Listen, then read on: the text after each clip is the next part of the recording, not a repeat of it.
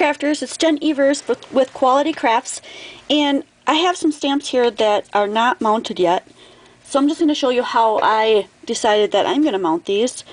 I don't want any of these big spots when I press down on my ink like this to accidentally leave a big black mark. So what I'm going to do is I'm just going to take my little pair of sharp scissors and I'm going to just generally cut around it, close but not super close, and just make the stamp itself a little bit smaller.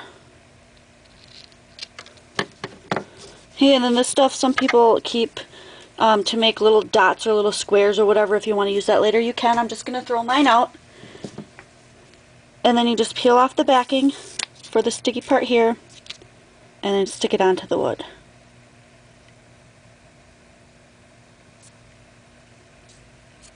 As centrally as you can.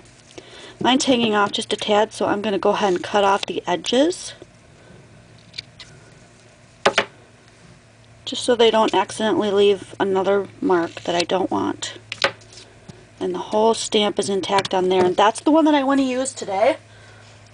So I'm going to use that, and then this came from my generous giving hauls, if you saw those.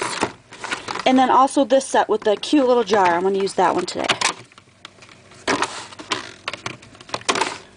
So these are the two that I'm going to start out with. And then I'll probably add a sentiment a little bit later. And here's the other sticker I almost forgot. So the way that stamp goes, I'm just going to put that right on the back.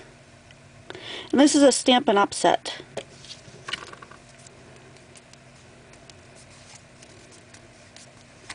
So now you can see that really clearly. I'm going to use those two stamps. Okay, I've chosen a few more things that are going to go on the card. I'm using the regular cards. Let me see if I can find it. The Recollections cards that you can get at Michael's. They come either 25 or 50 in a pack, and then you get the envelopes to go with them. They are larger than a regular, was it A2 or A4 size card. If you take an 8.5 by 11 sheet paper and cut it in half, they're bigger than that, because that's what size this piece of paper is, and you can see it's quite a bit larger. Okay, and then I'm going to also put in some paper from this. I'm not sure if Hampton Art calls this Ki or Kai, so I'm just going to call it Ki paper. Autumn Flowers. I picked a few patterns from that I want to use, but I'm also using this Cut-A-Bug folder, which unfortunately they don't have the names on them, and back when I started collecting I never wrote them down, so it ends up looking like this. Really cool design. I'm going to put that at the top of my card, and then I want to put some of this design down here. I've got an idea of you know, where I want to put several different things. You've already seen the two stamps that I'm going to use, and I'm going to use this one. I cut this oval. I want to put it kind of up like this where the jar is going to sit. I want that to stay like white, and then the rest, I don't know, either way, I'm not quite sure. But what I'm going to do is I'm going to put you on fast forward now while I create this card.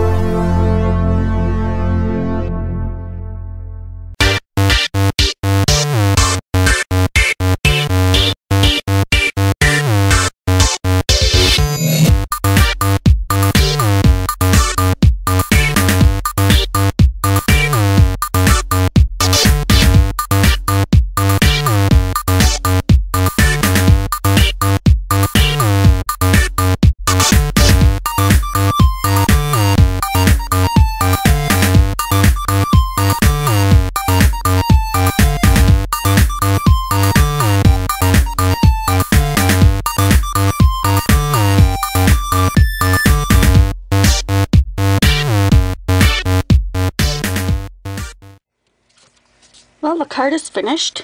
It says, "It's the little things that make life big." And I used a watercolor stamping technique to make these. As you saw, I colored it with a marker, sprayed it with water, and stamped it down.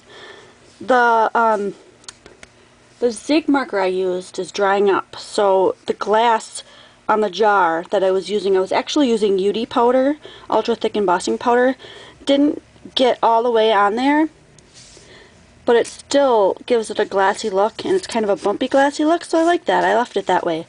And this strip right here of washi tape that I added, that is a handmade washi tape that I created. I really like the look of that, and because there was a little bit of orange in there, that's at the end why I took that one of these little guys with a little bit of orange on it and added a little bit of orange around here, just to make it all match in color. So that is it. I hope you like the card that I made today, and I'll be sharing probably some short technique videos this week. So I'll see you next video.